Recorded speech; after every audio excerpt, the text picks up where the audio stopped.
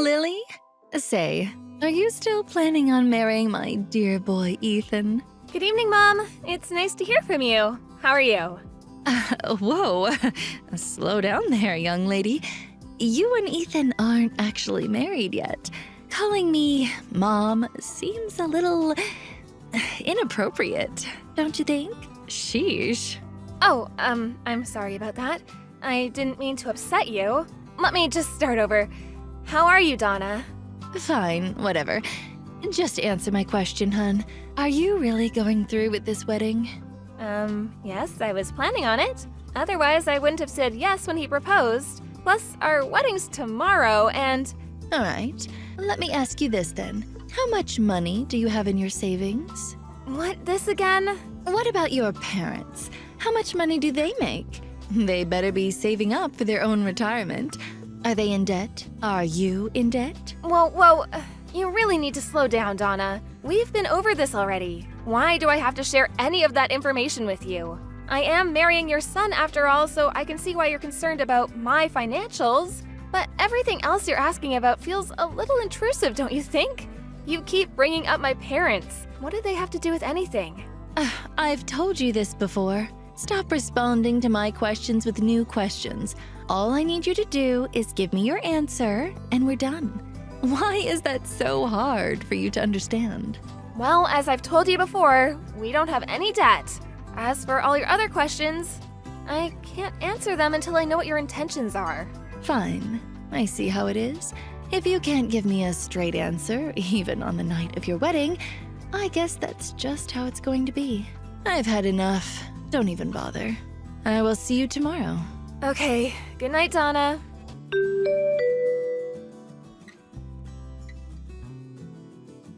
Hey, Ethan. Your mom texted me again asking about my family's financial situation. What? Again? Jeez, I can't believe she's still bringing that up. What exactly did she ask you this time? The same set of questions as before, and the time before that. I see. Dad and I have both told her it's not polite or appropriate to pry like that, but it just goes into one ear and out the other. I'm really sorry. It's fine. I'm just glad at least you and Victor have my back. We need to make sure we keep an eye on her at the wedding tomorrow. I hope she doesn't try to pull anything stupid. Worst case, if she does, I'm prepared to kick her out of the venue. I really hope it doesn't come to that. Same here. I'll talk to Mom again tonight. Make sure she doesn't try anything funny tomorrow. I'll ask my dad and my other relatives to keep an eye on her too. I'm really sorry about all of this. My mother making a scene is the last thing we need on our wedding day.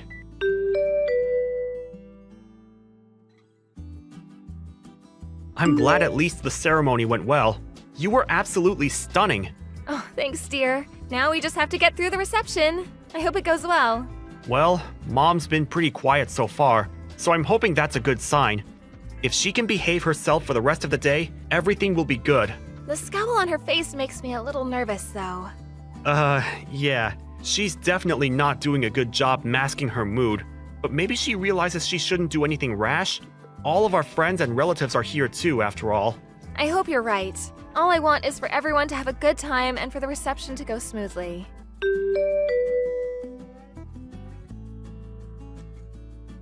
I knew it. So you were after our money. You've been exposed, Missy. Ethan definitely won't go through with this wedding now. Oh, how unfortunate for you. What is your problem? You yanked the microphone out of the MC's hand, then you started insulting me, calling me a money-grabbing gold digger, and then you poured wine on my dress and announced that the wedding was off. How could you do something like that? Because I had to. You left me no choice. I've been on to you for a while now. I thought it odd that you could never give me a straight answer about your finances. Something smelled fishy. But listening to your father's speech made it very clear to me. You were only with Ethan so you could get your hands on our money. You were so close. You must have been ecstatic about the opportunity to marry the son of a CEO. Well, too bad. Have you lost your mind? What part of my father's speech could have possibly made you think that? You better have a good reason for interrupting him because that was incredibly rude. I'll give you 3 good reasons. First of all, He said that you went to a vocational school. Your family must have been so poor that the option of going to college was never even in the cards. Second of all, your father said that he was sick. Therefore, he can't work. So that means when my husband and I met your parents for the first time, he lied to us about working as a cook. And third of all, your mother works full-time. What woman would choose to do that if your family wasn't in need of money? Your mother could have been a stay-at-home mom, but that's not the case. So, there you have it. All the evidence I need to conclude that the only reason you were trying to marry Ethan was so that you could be the wife of a future CEO and take all our money. Not so smug now, are you? You deceitful low-class bimbo. You have no place in my family. Uh-huh. I see. Fine then, the wedding is canceled. I hope you're pleased with yourself. I am, indeed. Now, get lost, you beggar.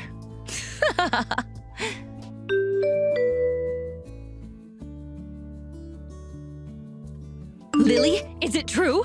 I heard that after you announced that you canceled the wedding yesterday, you actually carried on with it as planned. Yes, we did. We were actually going to cancel the reception and send everyone home after you ruined my dress and my father's speech. But after seeing everything that happened, the staff at the venue felt bad and were kind enough to let us stay later than the time we booked the place for. Fortunately, we were the only couple getting married there yesterday, so they didn't even charge us for the extra time. It was very nice of them to make those arrangements for us. After we watched you practically skip out of the venue, happy as a clam, we carried on with the reception. I can't believe this.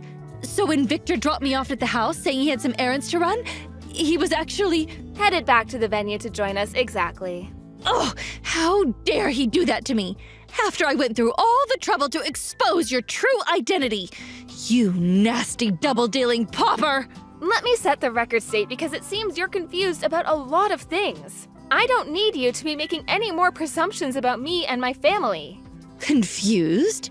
Presumptuous? Please, I know exactly what's going on. You foolish little girl. You're still trying to trick me, aren't you? Trust me, I'm not.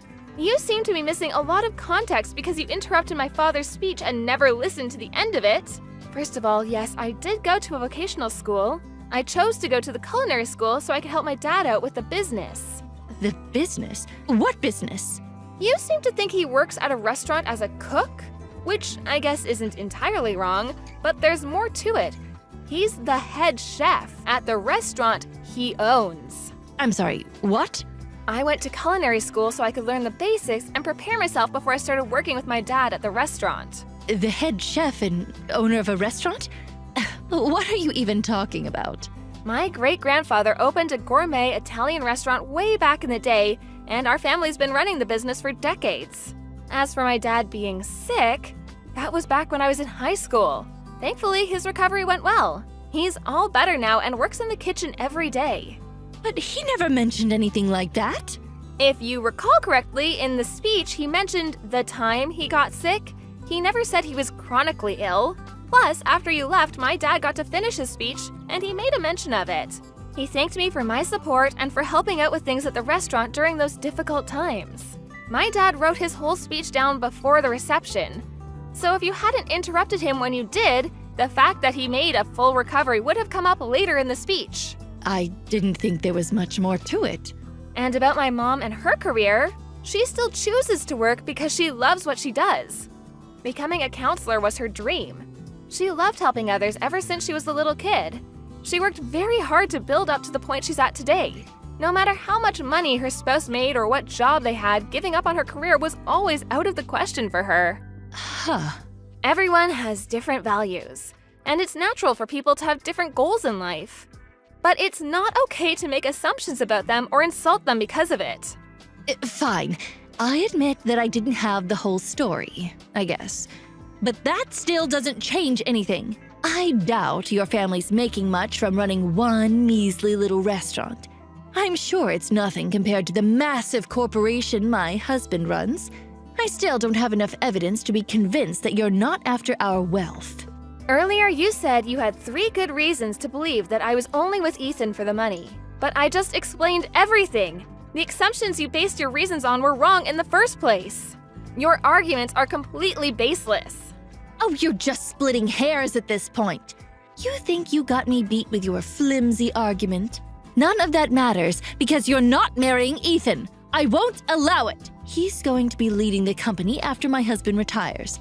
Being with a poor peasant girl like yourself is detrimental to his future.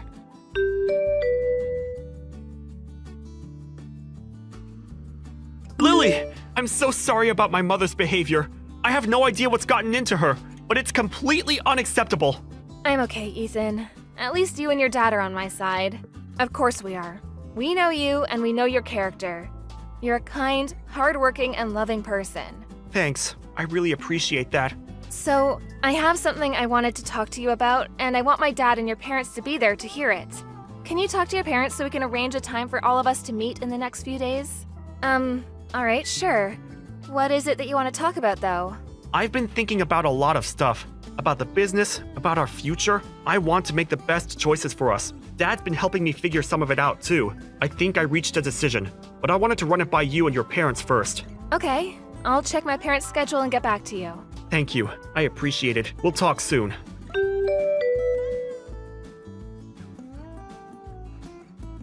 Lily, answer your phone this instant.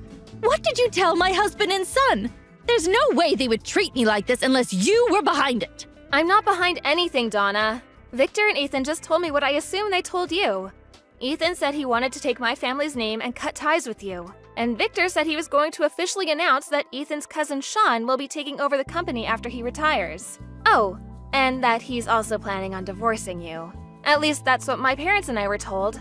That's all I know. You can't be serious! Why wasn't I part of this conversation? Ugh, unbelievable. Well, considering the way you behaved at the wedding, I'm not surprised that Victor and Ethan felt they wouldn't be able to have a rational discussion with you.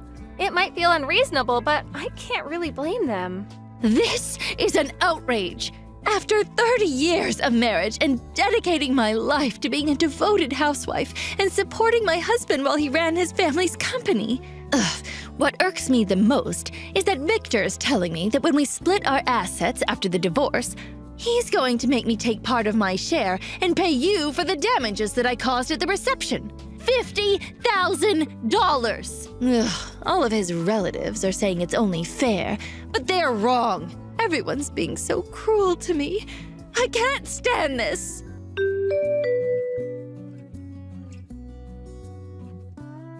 Mom, I know you're upset, but please, stop taking your anger out on Lily. Ethan? Oh, don't tell me you're with her right now. Of course I'm with her. We just brought our papers to City Hall. It's official. We're a married couple now. I can't believe it. I took her last name, just like I told you I would. What have you done? I'm going to keep working at Dad's company as an employee, but I'm not involving Lily or myself in business operations. But you're my only son, and you were supposed to take over the business, become the CEO.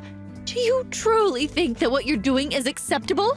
I already told you, Sean's taking over the business, not me. And besides, this decision wasn't official until now, but it was practically decided for a while. What?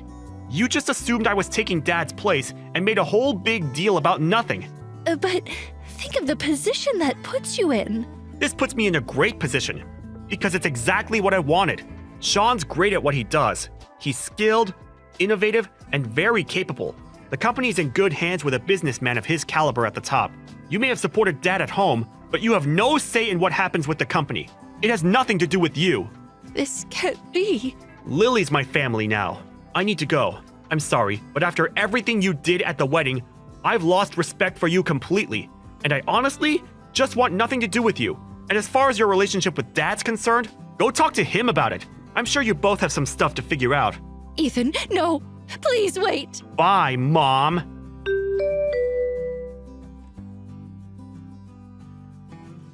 Donna was furious and kept making a fuss, blaming me for everything. But Victor's lawyer told her that she should consider herself lucky that I wasn't suing her for assault or defamation, and that she should be grateful that the family wanted to settle things in a civil manner. I guess that scared her quite a bit because she signed the divorce papers immediately after. I don't understand why she thought what she did at the wedding and her divorce had anything to do with each other, though.